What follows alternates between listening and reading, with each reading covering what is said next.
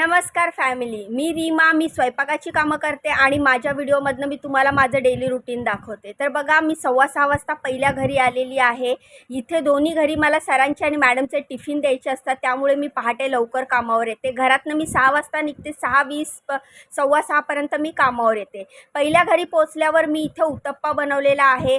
मस्त कांदा, टोमॅटो, गाजर, शिमला मिरची अशी टाकून मी मस्त असा व्हेजिटेबल उत्तप्पा बनवलेला आहे. तर तुम्ही बघू शकता, गाजर मी जाड किसणीने किसलेलं आहे, कांदा बारीक चिरलेला आहे, टोमॅटो बारीक चिरलेला आहे, हिरवी मिरची बारीक चिरलेली आहे आणि अशा प्रकारे मी हे उत्तप्पे बनवलेले आहेत. तर कलरफुल किती छान दिसत आहेत हे उत्तप्पे. तर ब्रेकफास्टसाठी उत्तप्पा आणि चटणी बनवलेली आहे. त्यानंतर लंचसाठी मी बनवलेली आहे शिमला मिरची आणि बटाट्याची भाजी. तर ही सुकी भाजी बनवलेली आहे, शिमला मिरची, बटाटा, टोमॅटो, कांदा घालून. तर सरांचा एकट्यांचाच डब्बा होता, त्यामुळे भाजी कमी बनवलेली आहे. त्यानंतर चपाती बनवलेली आहे. चपाती मी शिंगाड्याचं पीठ असतं ना, आपण शिंगाडा म्हणजे उपासाला वगैरे खातो ना शिंगाडा, त्याच्या पिठाच्या ह्या चपात्या बनवलेल्या आहेत. बघू शकता तुम्ही किती सॉफ्ट अशा ह्या शिंगाड्याच्या पिठाच्या चपात्या आहेत. आपल्याला मराठी लोकांमध्ये उपवासाला शिंगाड्याचं पीठ चालतं, तर आपण अशा प्रकारे ह्या उपवासाला बटाट्याच्या भाजीबरोबर शिंगाड्याच्या पिठाच्या चपात्या करू शकता. तर बघा, माझं सगळा लंच आणि ब्रेकफास्ट बनवून रेडी झाला आहे. मी पटापट टिफिन पॅक करायला घेतला. फूड पेपरमध्ये मी चपात्या पॅक करून घेतल्या. त्यानंतर दुसरा एक टिफिन घेतला, त्यामध्ये मी उत्तप्पे पॅक केले. टोटल 3 उत्तप्पे मी सरांसाठी पॅक केले.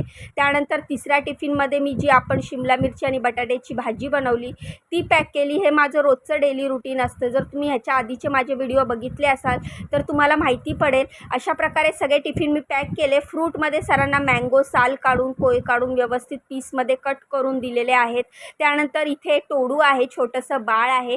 त्या टोडूसाठी मी हा अंडं दिलेलं आहे. जर तुम्हाला टोडूला भेटायचं असेल तर मला कमेंट करून सांगा, मी तुम्हाला टोडूंची भेट करून देईल. जर तुम्ही माझे जुने व्हिडिओ बघितले असेल तर तुम्हाला माहितीच असेल टोडू कोण आहे. तर त्या टोडूला रोज सकाळी ब्रेकफास्ट मी स्वतः देते. त्यानंतर किचन वगैरे क्लीन करून मी निघाली दुसऱ्या कामावर. उरलेलं सगळं जेवण झाकून ठेवलं, किचन क्लीन केलं, लाईट्स बंद केल्या, खिडकी बंद केली आणि मी निघाली दुसऱ्या कामावर. चला तुम्हाला दाखवते मी दुसऱ्या कामावर काय बनवते. तर सध्या माझ्याकडे 3 कामं आहेत आणि 3 कामावर मी काय काय बनवते ते तुम्हाला मी माझ्या व्हिडिओतनं दाखवायचं काम करते. तर हे बघा, मी असा दुसऱ्या घरी आली. इकडे मी कढी बनवलेली आहे. ही गुजराती स्टाईलची कढी आहे. मस्त अशी साखर घातली आहे आणि ही कढी बनवलेली आहे. वरून खूप सारी कोथिंबीर टाकलेली आहे. त्यानंतर ना, इकडे ज्वारीच्या भाकरी आज बनवायच्या होत्या, कारण त्यांच्याकडे जे पाहुणे येणार होते त्या पाहुण्यांना माझ्या हातची ज्वारीची भाकरी खूप आवडते. त्यामुळे ते पाहुणे जेव्हा पण इकडे येतात तेव्हा ते म्हणतात की रीमाला सांगा भाकरी बनवून ठेवायला. तर ज्वारीच्या भाकरीसोबत खाण्यासाठी मी इथे बघा ही पालकची भाजी बनवलेली आहे.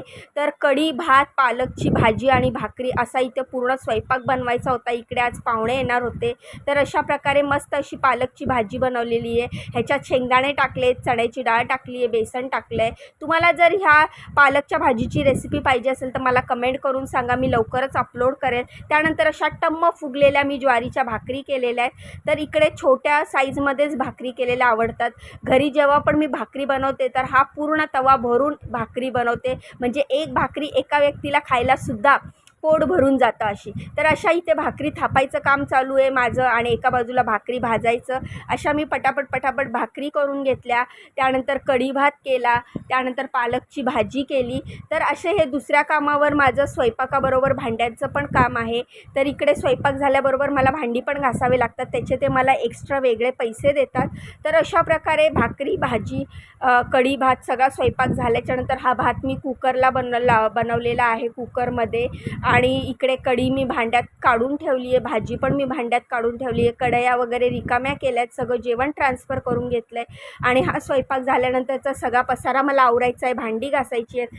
तर सगळी भांडी वगैरे घासून किचन वगैरे क्लीन करून बघू शकता तुम्ही सगळे भांडी घासली, जागेवर पुसून वगैरे ठेवली, सगळं जेवण झाकून ठेवलं. मॅडम टिफिन घेऊन ऑफिसला गेल्या.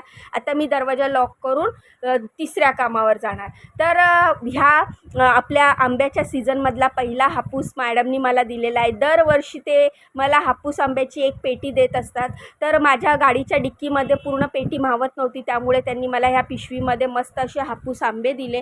खूपच गोड टेस्टी असे हापूस आंबे ते मला दरवर्षी देत असतात.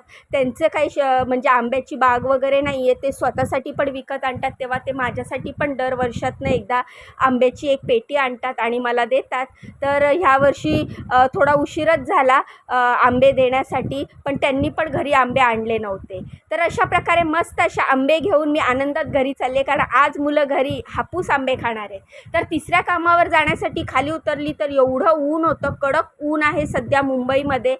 लवकरच पाऊस येईल अशी अपेक्षा आहे, कारण पुण्याला कर्जतला वगैरे पाऊस पडलेला आहे. तर ह्याच टॉवरमध्ये येत असते मी कामाला. तर दुसरं काम संपवून मी माझ्या गाडीला स्टार्ट करून डोक्यावर हेल्मेट घालून मी निघाली आहे तिसऱ्या कामावर. चला तुम्हाला दाखवते मी तिसऱ्या कामावर काय बनवते. तुम्हाला माझे व्हिडिओ कसे वाटतात मला कमेंट करून सांगत जावा. तुम्ही एक कमेंट केला ना तर मला खूप सारे मोटिवेशन मिळतात आणि मग पुन्हा नवीन उत्साहाने मी व्हिडिओ बनवायला घेते. तर तिसऱ्या कामावर पोचली. इथे कोबीची भाजी बनवलेली, मस्त थोडासा टोमॅटो टाकला, खूप सारी कोथिंबीर टाकली, अशी इथे कोबीची भाजी बनवलेली आहे. त्यानंतर कोबीच्या भाजीसोबत ह्या चपात्या बनवलेल्या आहेत, गव्हाच्या पिठाच्या चपात्या आहेत, मस्त तेल लावून चपात्या बनवल्या आहेत महाराष्ट्रीयन स्टाईलच्या. त्यानंतर भात बनवलेला आहे. इथे एकाच व्यक्तीचं दोन्ही टायमाचं स्वयंपाक मी बनवते. त्यानंतर गाजर टाकून हे वरण बनवलेलं आहे, गाजरवाली डाळ म्हणतात. तर इकडे ह्यांना अशीच डाळ आवडते, घोटलेली किंवा पूर्ण स्मॅश झालेली डाळ आवडत नाही. प्रत्येकाची टेस्ट वेगळी असते. नाश्त्यासाठी पोहे बनवले, त्यांना त्यांच्या टेस्टनुसार जसा स्वयंपाक आवडतो तसाच मी स्वयंपाक इथे बनवत असते. इथे यांना अजिबात गोठलेली डाळ आवडत नाही, त्याच्यामध्ये डाळ दिसली पाहिजे असं त्यांना वाटतं. आणि दुसऱ्या बाकीच्या कामावर डाळ एकदम मला रवीने घुसळावी लागते आणि मग तिकडे तशी डाळ आवडते. तर घरी आले, पहिले मी आंघोळ केली. सकाळी आंघोळ केल्यावर कामावर गेल्यावर वाटतच नाही की सकाळी आंघोळ करून निघालेलो आहोत. तर मग परत घरी आली, आंघोळ केली आणि हे कांदे घेतलेले काल स्वस्त भेटले मला, 10 रुपये किलो भेटले कांदे. तर त्यांच्याकडे त्या मावशींकडे 6 किलो कांदे उरलेले होते. तर ते म्हटले बेटा 50 रुपयाचे 6 किलो घेऊन जा. तर मी बघितले खूप छोटे छोटे कांदे होते, पण मी विचार केला की जाऊ दे, स्वस्त मिळत आहेत ना, नाहीतर 20 रुपये 25 रुपये किलो कांदा आहे. तर मला 50 रुपयाचे 6 किलो हे कांदे भेटले. मी घेऊन आली. थोडीशी मेहनत आहे बारीक बारीक कांदे कापायला, पण मग मी काय करते ना, असे बारीक बारीक कांदे असले ना की एकदम डब्बाभर कांदे एकाच वेळेला कापून फ्रीजमध्ये पॅक डब्यामध्ये ठेवते, जेणेकरून फ्रीजमध्ये कांद्याचा वास येणार नाही. आणि जेव्हा घाई गडबड असते तेव्हा हे बारीक बारीक कांदे कापायला खूप वेळ लागतो, त्यामुळे कांदा कापूनच ठेवते मी फ्रीजमध्ये बारीक असल्यामुळे. मोठा कांदा असेल तर मग कापून नाही ठेवत, मग ॲट ए टाईम मी कापून घेते जेव्हा लागेल तेव्हा. पण मग सकाळी मुलाच्या टिफिनची घाई असते ना, मग अशा वेळेला मिस्टर किंवा मी असे बारीक बारीक कांदे बसल्यावर कापून ठेवतो फ्रीजमध्ये. तर अशा प्रकारे सगळे कांदे साफ करून घेतले. ह्याच्यामध्ये थोडेफार कांदे खराब पण होते, ओले पण होते. त्यांनी सरसकट सगळेच कांदे दिले.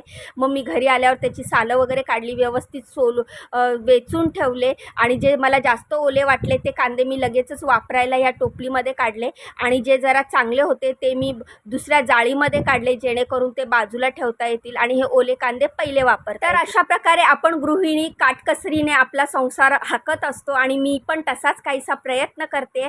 तर असा होता हा आजचा दिवस, असा होता हा आजचा ब्लॉग. कसा वाटला व्हिडिओ कमेंट करून सांगा. व्हिडिओला लाईक करा, चॅनलला सबस्क्राईब करा. चला बाय.